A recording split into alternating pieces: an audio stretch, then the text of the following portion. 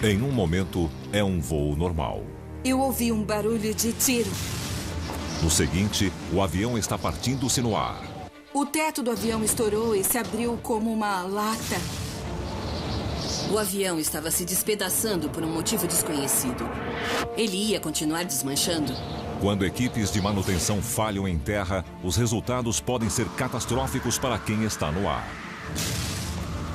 O comandante foi puxado quase inteiramente pela janela. Joe! Joe! Por várias vezes, um erro aparentemente trivial no hangar de manutenção provocou uma tragédia no céu. Eu não queria ir embora sem dizer meu último eu te amo.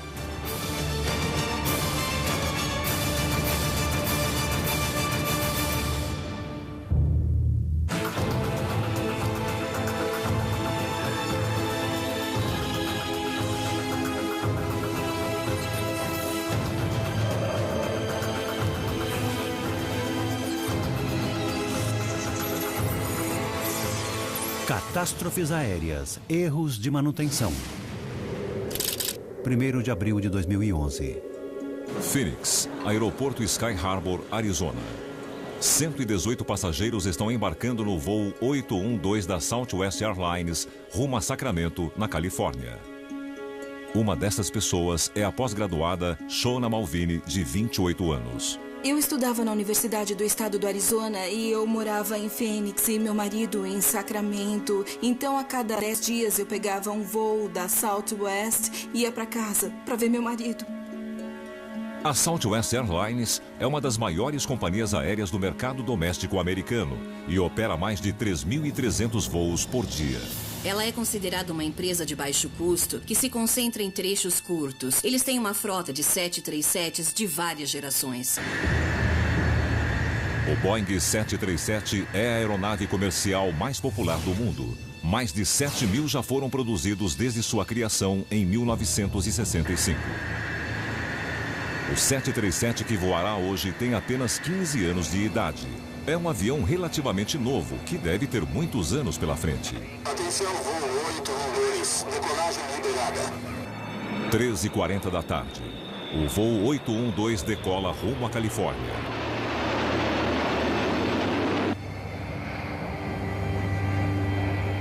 Eu fico bem à vontade no avião. Acho que eu vou umas 60 vezes por ano. Era dia da mentira. E eu sei que todas as histórias começam com era só um dia normal. E era mesmo, era só uma sexta-feira.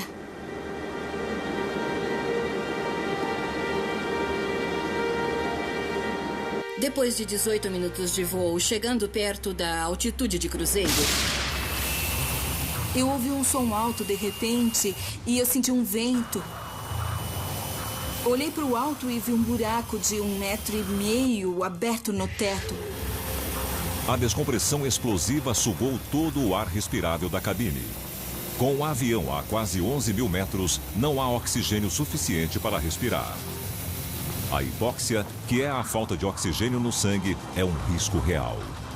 Os efeitos colaterais da hipóxia são confusão, perda da coordenação motora, pode haver tontura. Eu senti meus dedos formigando. Sentir o formigamento e não conseguir respirar fundo foi um choque.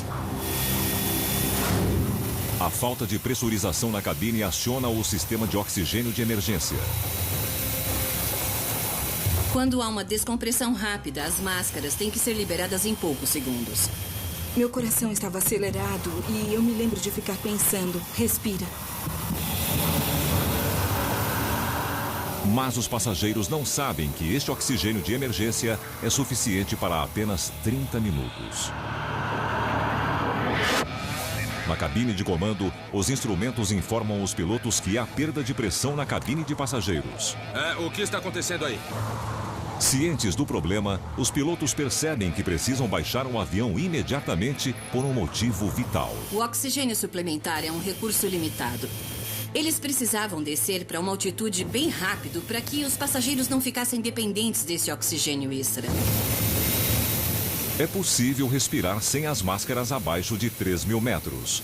Mas a aeronave está a quase 11.000 metros Torre chamado voo 812. e precisa descer antes que o oxigênio acabe. É a única possibilidade. O avião estava apontado para o chão, eu estava caindo, eu sentia do meu assento. O voo 812 mergulha em direção ao solo a 1.800 metros por minuto. É uma descida de dar frio na espinha. Mas não há escolha. Além do suprimento de oxigênio ser limitado, há um buraco de 1,5 metro no teto e o avião corre o risco de começar a desmontar.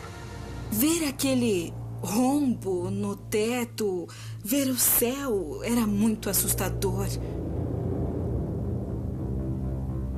O avião estava se despedaçando por um motivo desconhecido. Não sabiam o que era. Ele ia continuar desmanchando.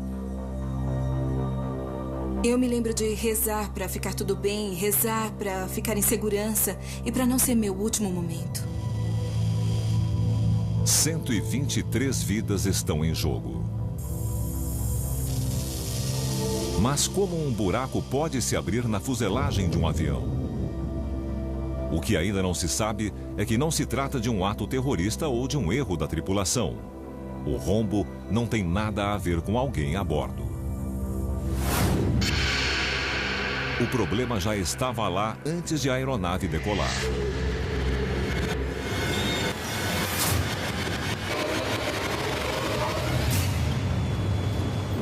E este problema passou despercebido no hangar de manutenção.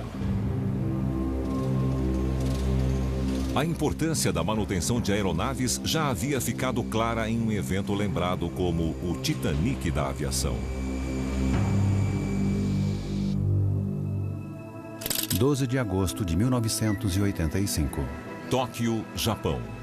É o Festival Obon, um ritual budista para homenagear o espírito dos antepassados. Milhares de pessoas viajam para encontrar suas famílias.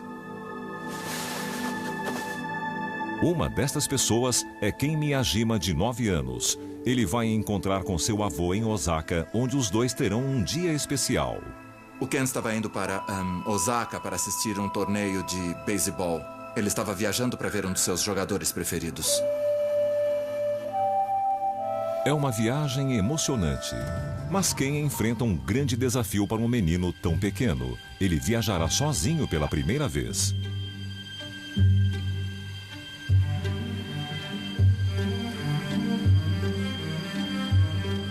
Ken embarcará no voo 123 da Japan Airlines.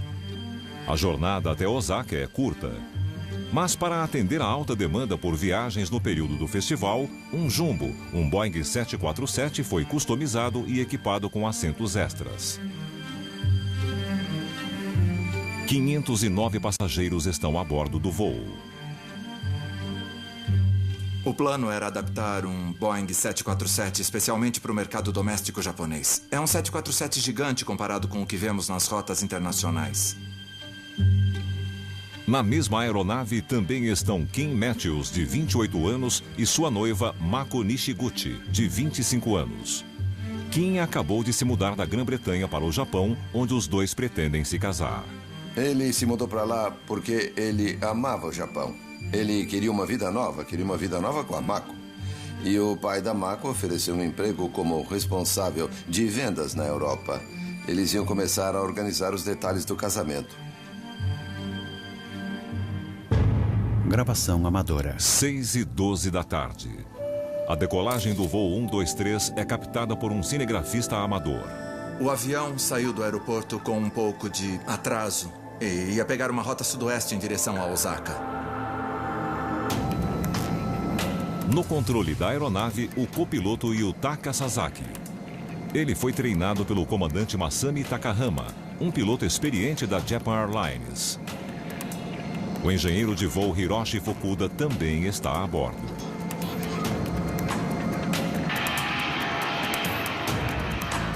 À medida que o avião alcança a altitude de cruzeiro, os passageiros acomodam-se.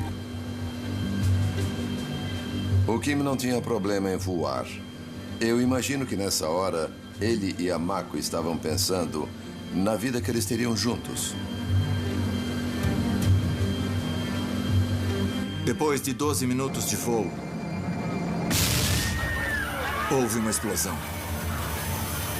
Há uma descompressão repentina na cabine e o ar é tragado para fora. Mas ninguém consegue identificar onde está a abertura. Alguma coisa explodiu. Ninguém sabia onde tinha sido a explosão. Não tem retrovisor nem nada do tipo num avião e os pilotos não conseguiam saber o que estava acontecendo. Tóquio, voo 1, 2, 3. Um pouso de emergência é autorizado em um aeroporto de Tóquio, mas baixar o avião será um problema. Estabilize! Não consigo! O que quer que tenha causado a explosão também danificou as linhas hidráulicas da aeronave. Controlar o avião está ficando impossível. Imagine tentar dirigir um carro com os pedais quebrados. Você não ia conseguir fazer muita coisa com o acelerador, o freio e a embreagem. O voo 123 está perigosamente instável. O avião começou a ir de um lado para o outro, parecendo uma cobra. Os passageiros a bordo vivem um verdadeiro pesadelo. Ken Miyajima, de 9 anos, e as outras pessoas a bordo estão a mais de 7.000 metros de altitude em um avião danificado. 524 vidas estão por um fio. Apesar do terror na cabine dos passageiros, um silêncio sinistro toma conta da cabine de comando.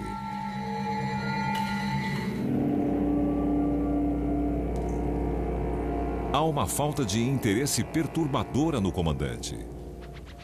Há alguns minutos, a tripulação está respirando a mais de 6.000 metros de altitude sem a ajuda das máscaras de oxigênio. É possível que o comandante esteja sofrendo os efeitos da hipóxia, a privação de oxigênio. A hipóxia pode levar a estágios que vão desde parecer bêbado a ficar inconsciente, mas ela também pode causar fatalidades. Não demora muito até os outros pilotos também parecerem afetados.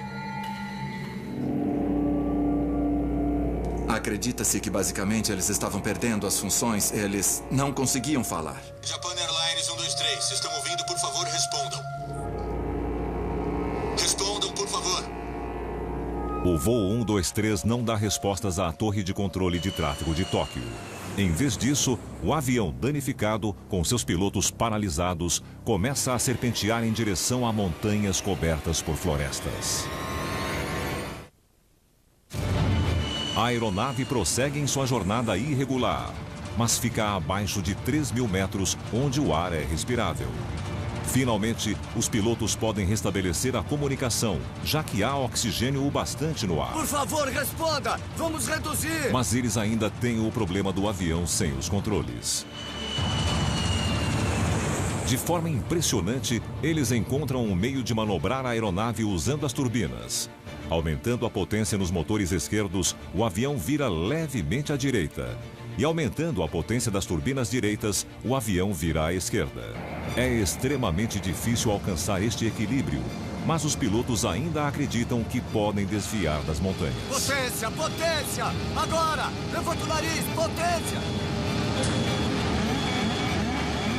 Seus esforços são inúteis. Os motores saem de sincronia e o avião começa a mergulhar em direção às florestas abaixo. Potência!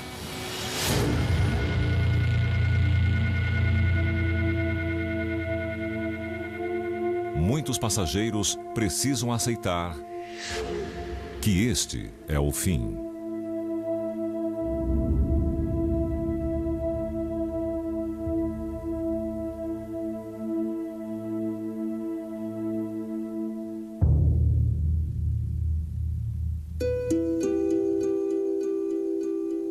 O voo Japan Airlines 123 cai em montanhas remotas, quase 100 quilômetros a noroeste de Tóquio. Mais de 500 pessoas perdem a vida no que ainda hoje é o pior desastre com um único avião da história. Ainda considerado desaparecido está Ken Miyajima, de 9 anos. A mãe e o pai dele foram até as montanhas, acreditando que o filho ainda estivesse vivo. Eles achavam que, de algum jeito, ele tinha sobrevivido, apesar do que os jornais diziam. Chegando ao cenário de devastação total, os pais de Ken compreendem a realidade.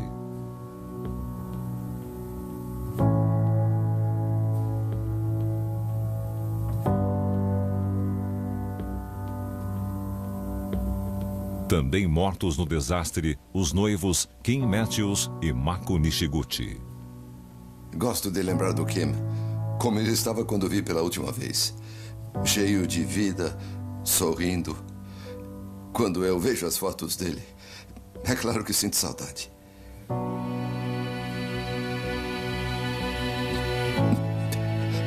Tudo acabou.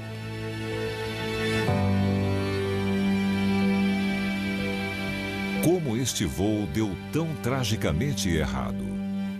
A team of American investigators from National Transportation Safety Board arrived in Tokyo today. Os investigadores recuperam os preciosos gravadores de dados do voo dos destroços. Estamos sem hidráulico! Sim, senhor! O gravador de voz da cabine fornece uma pista interessante. Agora escuta, a porta direita quebrou.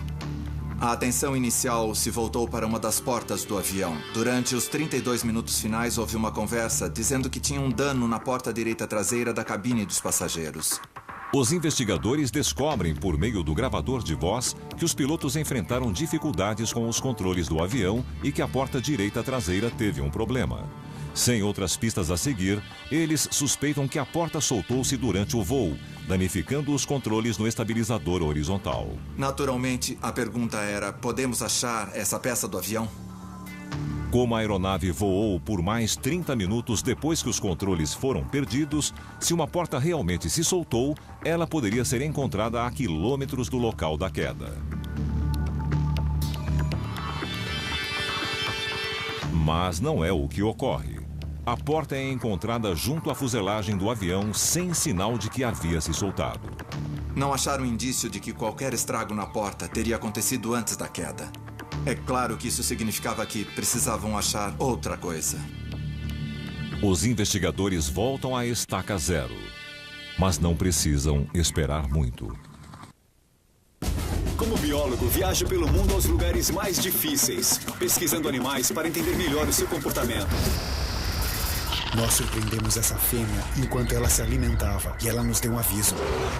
Neil McCann vai atrás dos maiores predadores da Terra. Para um crocodilo deste tamanho, nós somos a fonte ideal de comida. Grandes e Ferozes, nova temporada. Estreia quinta, 12 de fevereiro, no especial Quintas Ferozes do Discovery. As pessoas vêm para Nome atrás de ouro. Mas o que elas realmente querem é uma segunda chance. Mas para se redimir, precisa cavar fundo. Boa sorte para quem tentar. O clima vai esquentar numa das regiões mais frias do planeta. Dragar ouro é um trabalho perigoso. Ele está quase morto. De hipotermia. Você é um idiota. Isso não é nada bom. A gente não devia estar aqui. Porque se você tomar decisões idiotas, você morre. Bem-vindo ao Mar de Bering. Tudo por ouro. Novo episódio, domingo às 7h50 da noite. No Discovery.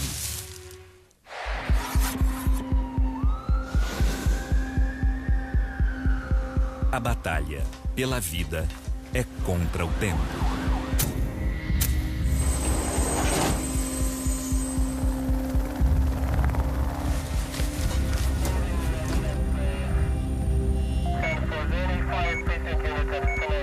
Resgate ao Extremo.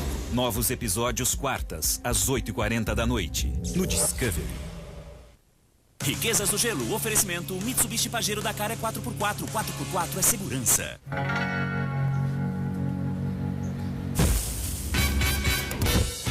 Well, I got trouble, cardboard flowers swirl on my face from my bubble. 7th floor now, inside the Coliseum. It's a ride. You never down, down, down, go back. Perfeito para quem é 4x4. Perfeito para quem é urbano. Mitsubishi ASX.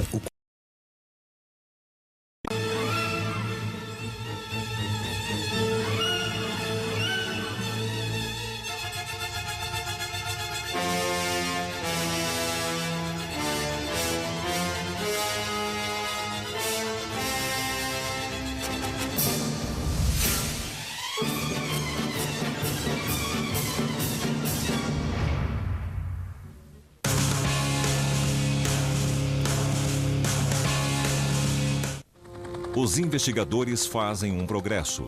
112 quilômetros ao sul do local da queda, uma peça-chave do quebra-cabeça é encontrada. Um pedaço do avião foi encontrado boiando numa baía na costa do Japão. E fazia parte do estabilizador vertical na cauda. O estabilizador vertical é encontrado na Baía Sagami, área localizada na rota do voo condenado, exatamente no ponto em que a explosão ocorreu.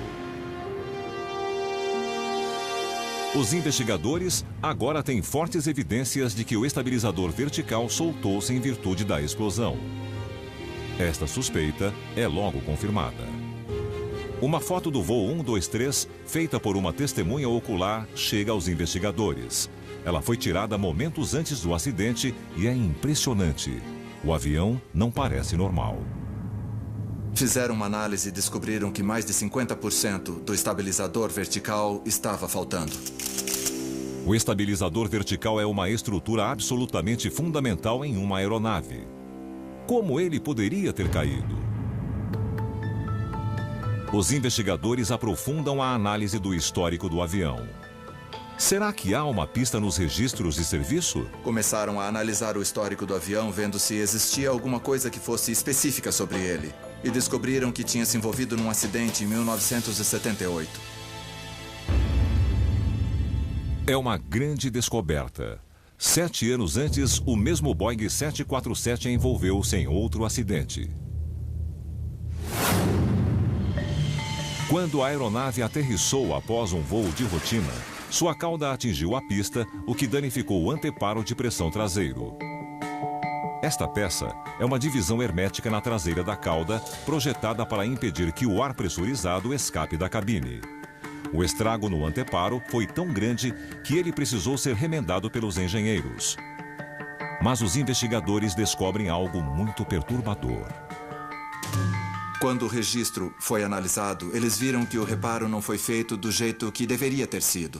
Para fazer o reparo corretamente, a equipe de manutenção deveria incluir uma peça conhecida como chapa sobreposta entre as seções danificadas do anteparo e fixá-la com 3 fileiras de rebites. Mas não foi o que a equipe fez. Em vez disso, os técnicos usaram 2 chapas separadas, prendendo a da base com 2 fileiras de rebites e a do topo com apenas uma. Foi um erro de manutenção grave. Isso enfraqueceu a junta e estimaram que deve ter deixado a peça 30% mais frágil. Com as decolagens e pousos de vários voos, a cabine é pressurizada e despressurizada, o que causa uma flexão imperceptível na fuselagem.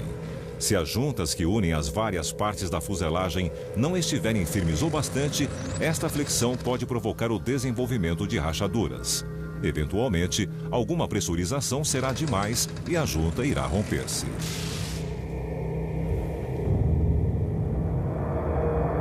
Significava que o acidente ia acontecer algum dia em algum voo. Era só uma questão de quando. Por várias vezes relataram como alguns pilotos tentaram simular as condições desse voo. Todos esses relatos apontam para o fato de que, onde quer que tenham tentado, nenhum piloto conseguiu ou foi capaz de manter o avião no ar por 32 minutos. Na verdade, a tripulação do voo Japan Airlines 123 fez um trabalho incrível ao manter o avião voando por tanto tempo. É um acidente enorme em termos de número de baixas. Em se tratando de um único avião, é de longe o maior desastre. E, sem dúvida, eu acho que é o Titanic do mundo da aviação. Assim como ocorreu depois do Titanic, ninguém queria outro acidente do gênero. As equipes de manutenção ficaram em alerta. os procedimentos foram aperfeiçoados. A esperança era de que a história jamais se repetisse. Mas 26 anos depois, outro voo traria estas lembranças à tona.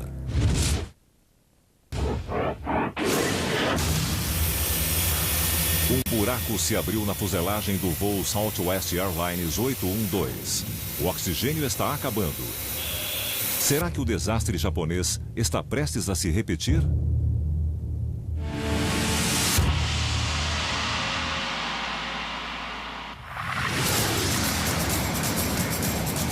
Em 1º de abril de 2011, o voo Southwest Airlines 812 está milhares de metros acima do deserto do Arizona, com um rombo no teto do avião.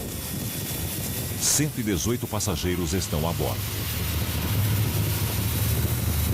O maior medo deve ter sido: esse avião já está desmontando agora. Será que vai continuar desmanchando? A prioridade imediata é descer a 3.000 metros de altitude, onde os passageiros não ficarão mais dependentes do suprimento limitado de oxigênio. Eles estavam descendo o mais rápido possível. Declarando descida de emergência!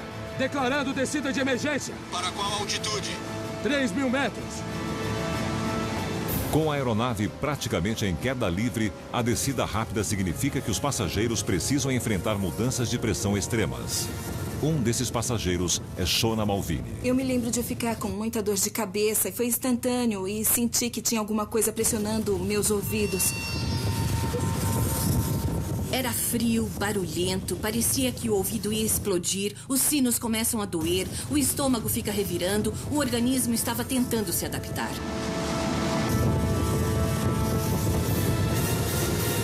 Imaginar como ia ser se fosse o fim foi apavorante.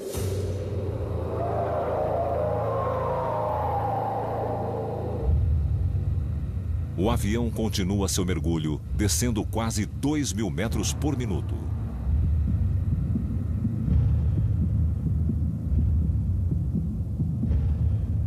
Após mergulhar por mais de 4 minutos, ele começa a se aproximar de uma altitude segura.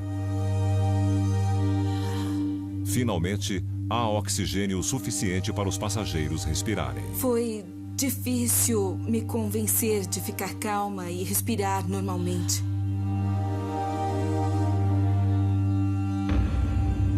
Mas com um buraco de 1,5 metro acima de suas cabeças, o tormento está longe do fim. Agora, o medo é de que a aeronave possa simplesmente se desintegrar. A cidade de Yuma está a 90 graus a 80 quilômetros. Foi nesse momento que decidiram: temos que botar esse avião no chão imediatamente. O voo 812 inclina-se acentuadamente para a direita numa manobra desesperada em busca do aeroporto mais próximo. Os pilotos optam pela base aérea dos fuzileiros navais em Yuma, mas ela está a 80 quilômetros. Eu realmente achei que seria o fim. Eu não queria ir embora sem dizer meu último "eu te amo".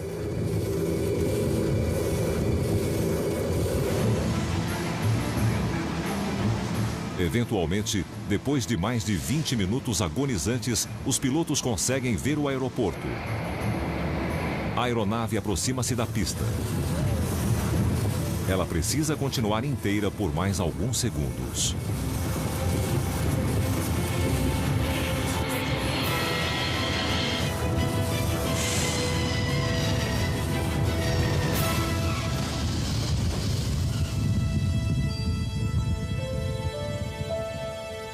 Eu me lembro que eu comemorei e quando eu olhei em volta vi várias pessoas que, 10 minutos antes, estavam encarando seus últimos minutos na Terra, mas que agora estavam felizes e foi muito legal. O voo 812 consegue aterrissar em segurança, mas as várias equipes de televisão que aguardam para filmar o buraco de 1,5 metro na fuselagem tornam o incidente embaraçoso para a Southwest Airlines e para a Boeing, a fabricante da aeronave. Perguntas precisam ser respondidas. O Conselho Nacional de Segurança dos Transportes, a Southwest e a Boeing, basicamente se reuniram em Yuma para examinar o avião. Mas não fica claro para os investigadores como o buraco pode ter sido aberto. Eles removeram aquela seção da fuselagem e levaram para o laboratório para uma análise mais detalhada. O pedaço que havia se rompido é examinado com microscópios potentes. Logo ficou muito óbvio que eram rachaduras de fadiga do metal que antecediam o voo e que já estavam lá. É uma descoberta chocante. Os investigadores encontram rachaduras causadas por fadiga em mais de 70% dos furos de rebite em volta da junta naquela parte da fuselagem. Por que elas não foram vistas por equipes de manutenção? As atenções voltam-se para os registros de manutenção da aeronave. O avião não estaria em dia com suas revisões? Descobre-se que tudo está em ordem. Todas as inspeções exigidas foram cumpridas. Os investigadores estão perplexos. Até o momento, as equipes de manutenção fizeram tudo o que deveriam. Ainda assim, passageiros correram risco. Será que a parte que se rompeu teria sido considerada segura pelos procedimentos de manutenção existentes? Em caso positivo, não é a primeira vez que um avião chega perto de um desastre devido a um detalhe considerado sem importância. 9 de junho de 1990. Aeroporto Internacional de Birmingham, Inglaterra. Engenheiros de manutenção dão os toques finais em uma aeronave que voltará a entrar em serviço. Eles trabalham em um BA-C-111 da British Airways, um avião lançado em 1965. Era um avião bem conhecido. Já tinha sido usado e testado em voos no mundo inteiro e tinha uma ótima reputação. Fabricado em 1977, este avião em particular é um frequentador assíduo do hangar de manutenção. Os engenheiros sabem que a conservação de uma aeronave antiga é essencial. Eles inspecionam regularmente as turbinas, limpam o trem de pouso e hoje instalaram um novo para-brisa com um vidro melhor. Com tudo aparentemente em ordem, o avião é liberado para entrar em serviço no dia seguinte em um voo de rotina à Espanha. Esse voo da British Airways estava levando pessoas em férias de Birmingham para Málaga. 2 pilotos a bordo, 4 comissários, coisa de rotina. A tripulação responsável é experiente. O comandante Tim Lancaster e o copiloto Alistair Atchison têm quase 18 mil horas de voo juntos. Depois da decolagem, tudo estava correndo normalmente. Não existia motivo para suspeitarem do que estava prestes a acontecer. Eles estavam felizes por passar uns dias em Málaga. E tudo estava 100%.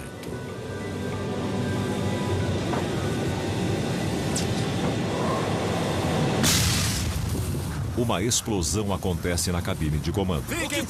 O comissário de bordo, Nigel Ogden, corre para descobrir o que aconteceu e se depara com uma cena inacreditável. O para-brisa recém-instalado na aeronave soltou-se, sugando o comandante Lancaster quase completamente para fora. Somente suas pernas estão na cabine, presas nos controles.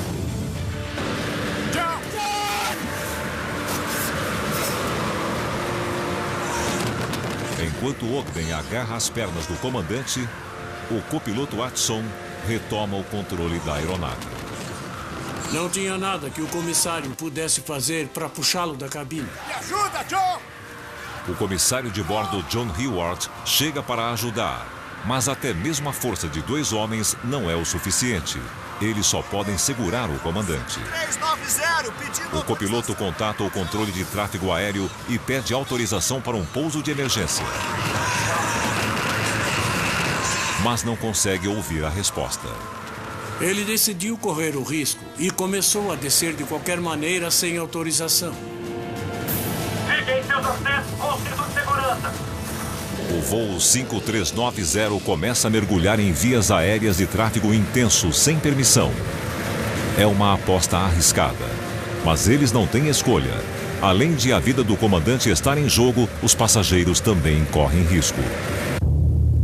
Com as turbinas do BA-C-111 dispostas na lateral da aeronave, se o comissário soltar o comandante, a tripulação enfrentará o impensável.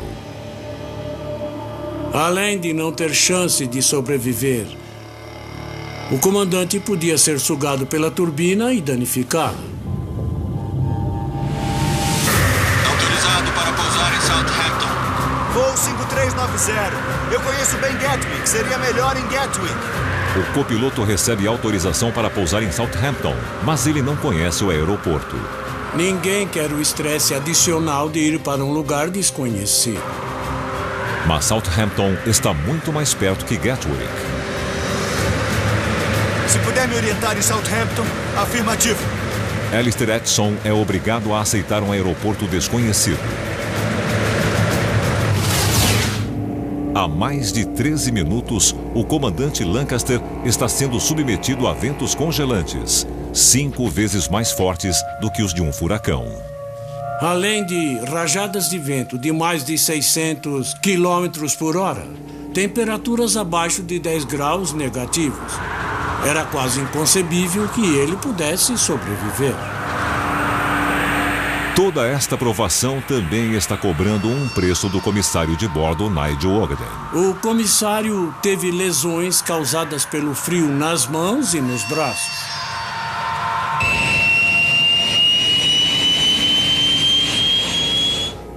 O voo 5390 continua a aproximação em direção ao aeroporto de Southampton. Finalmente, os passageiros conseguem ver o solo.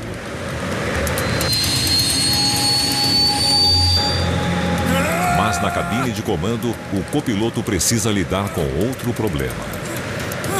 A carta de navegação que ele tinha consultado para ver o aeroporto e a pista onde ele teria que pousar foi sugada pela rajada de vento que entrava pela janela. Sem carta de navegação ou outro piloto para ajudá-lo em um aeroporto em que nunca esteve, ele enfrenta a aterrissagem mais difícil de sua carreira. E não há margem para erro.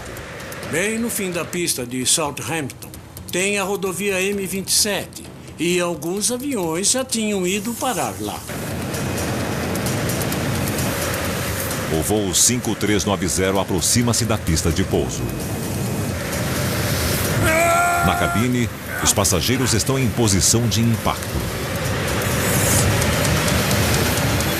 Edson tenta controlar os nervos.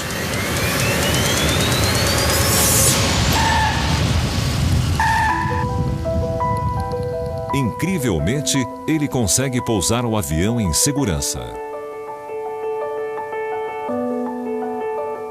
É um feito heróico de Edson. Serviços de emergência resgatam o comandante Lancaster. Inacreditavelmente, ele está vivo. Ele sofre apenas lesões pela exposição ao frio e pequenas fraturas nos braços. Esse acidente foi o único na história da aviação. Não é uma coisa que saiu da cabeça de um roteirista de filme catástrofe. British Airways wants to know precisely what happened in the air once the windscreen was blown out and what lessons should be learned.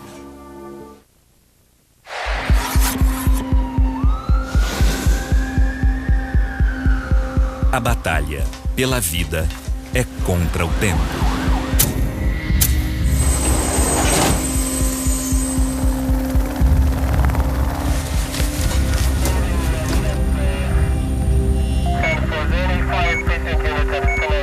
Resgate ao Extremo. Novos episódios quartas, às 8h40 da noite, no Discovery.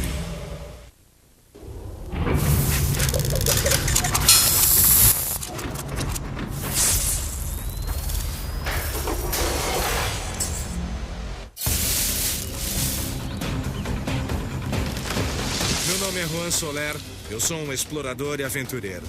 Por 20 anos eu percorri todo o continente e descobri lugares incríveis. Mas tive várias situações de alto risco que eu só consegui superar graças à minha experiência e ao meu conhecimento em técnicas básicas de sobrevivência.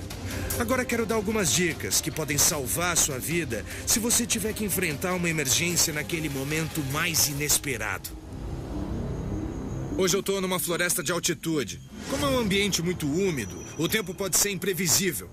A montanha pode ser bastante perigosa por causa da altitude e do terreno acidentado. Quanto mais alto, mais frio. Isso aumenta o risco de hipotermia, congelamento e o mal da montanha. A capacidade de acender e manter o fogo aceso é um fator decisivo na hora de sobreviver. Os 3 elementos do fogo são oxigênio, calor e combustível. Uma vez que o fogo está aceso, você tem que ter combustível, como madeira ou folha seca, para manter o fogo. Agora eu vou ensinar como fazer fogo com papel metálico de chiclete e as pilhas da lanterna. O papel metálico vai servir como condutor de eletricidade e fonte de combustão. E a energia das pilhas vai ser a fonte de calor. Primeiro coloco as pilhas sobre um pedaço de papel metálico. O lado positivo fica para cima e o negativo para baixo. Corte o papel que sobrou em forma de borboleta e com ele faça um ponto de contato entre as pilhas. O calor vai se concentrar na parte mais estreita do papel metálico que vai acender a palha.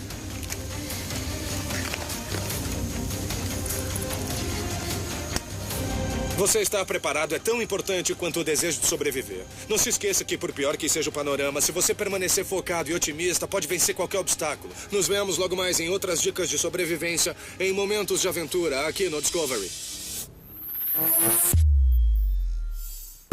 Como biólogo, viaja pelo mundo aos lugares mais difíceis, pesquisando animais para entender melhor o seu comportamento. Nós surpreendemos essa fêmea enquanto ela se alimentava e ela nos deu um aviso. Neil McCann vai atrás dos maiores predadores da Terra. Para um crocodilo deste tamanho, nós somos a fonte ideal de comida. Grandes e Ferozes, nova temporada. Estreia quinta, 12 de fevereiro, no especial Quintas Ferozes do Discovery.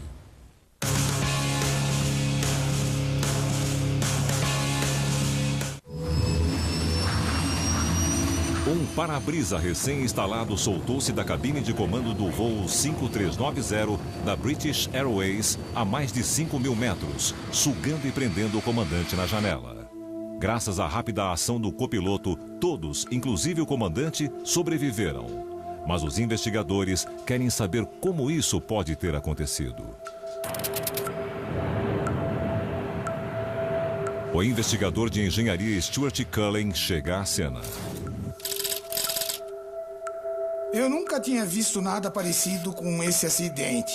Minha primeira reação foi ir até Southampton para poder examinar o avião.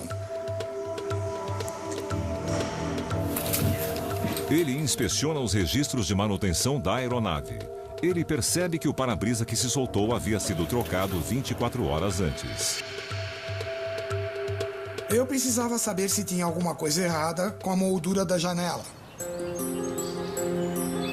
Após ter caído em um campo a 80 quilômetros do aeroporto, o para-brisa e a moldura são encontrados. A janela foi encontrada em um campo em Oxford e ainda tinha alguns parafusos presos. Ficou claro que o estrago na janela foi tanto que os parafusos cederam sem resistir muito. O problema não é na moldura da janela. Os parafusos eram menores em relação ao diâmetro. Alguém usou os parafusos errados. Então o foco passou a ser o engenheiro de manutenção que instalou o para-brisa. A próxima parada é o aeroporto de Birmingham, onde a aeronave havia passado por manutenção.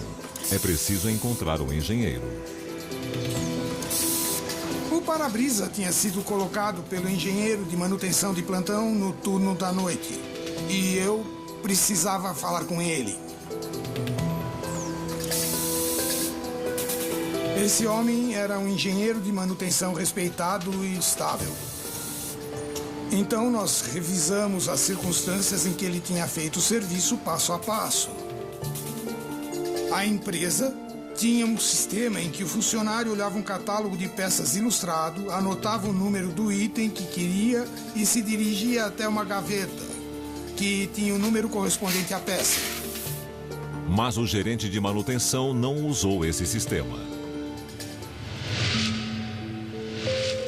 Eram 3 horas da manhã quando ele assumiu o trabalho.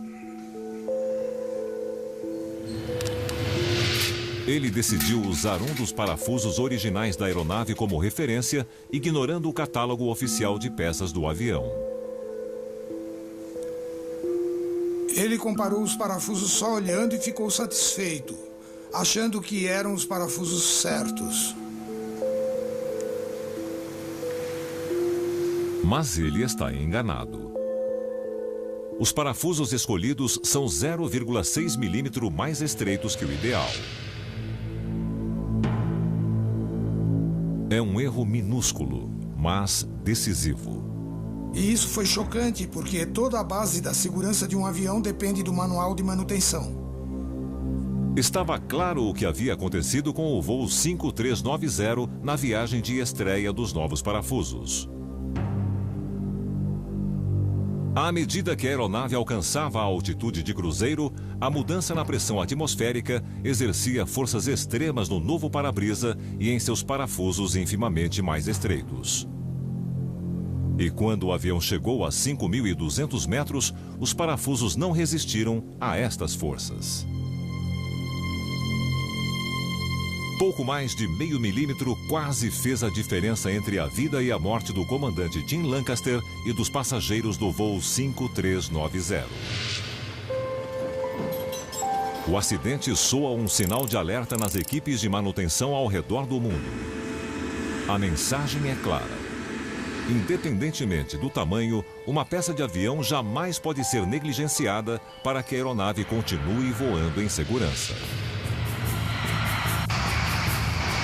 21 anos depois, o voo Southwest Airlines 812 ganha os céus. Os passageiros são submetidos a um tormento quando a fuselagem do avião é rompida a quase 11.000 metros de altitude. Rachaduras causadas por fadiga são encontradas na seção da fuselagem em que o buraco foi aberto. Mas desta vez, os investigadores descobrem que as equipes de manutenção não fizeram nada de errado. O histórico de serviço do avião é exemplar. A área que sofreu a ruptura simplesmente não era considerada vulnerável e suas inspeções eram menos frequentes. Não precisavam fazer uma inspeção mais aprofundada dessa área até os 60 mil voos. O avião tinha feito 39 mil voos e já apresentava evidências claras de fadiga, do tipo que a Boeing só esperava ver muito tempo depois. A aeronave havia desenvolvido rachaduras muitos anos antes do que os engenheiros esperavam.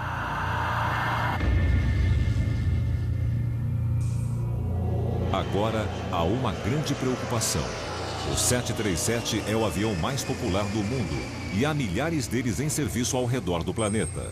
A mesma falha estaria prestes a ocorrer em outros? A Boeing publicou uma diretriz de aeronavegabilidade para os 737s antigos, dizendo que eles precisavam de testes e de inspeção. Voos em todo o mundo são cancelados enquanto os 737s permanecem em solo para inspeções. As notícias ficam piores. Rachaduras são encontradas na fuselagem de outros 5 737s antes do esperado. Esse avião que teve o buraco na fuselagem foi só o primeiro. Os outros 5 eram acidentes prestes a acontecer.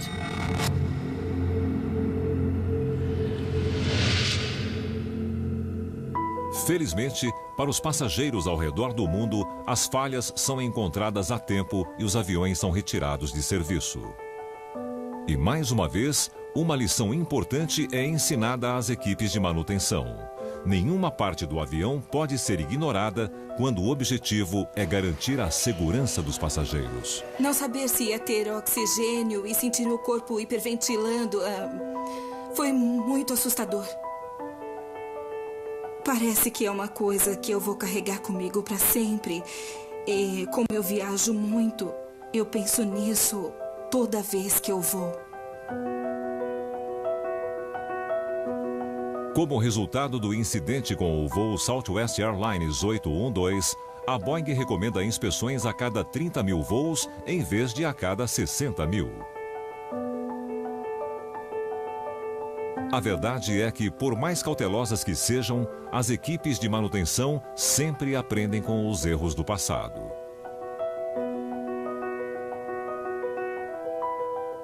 Os futuros passageiros podem apenas esperar que, da próxima vez, os riscos sejam descobertos no hangar de manutenção e não no ar. Versão brasileira Vox Mundi.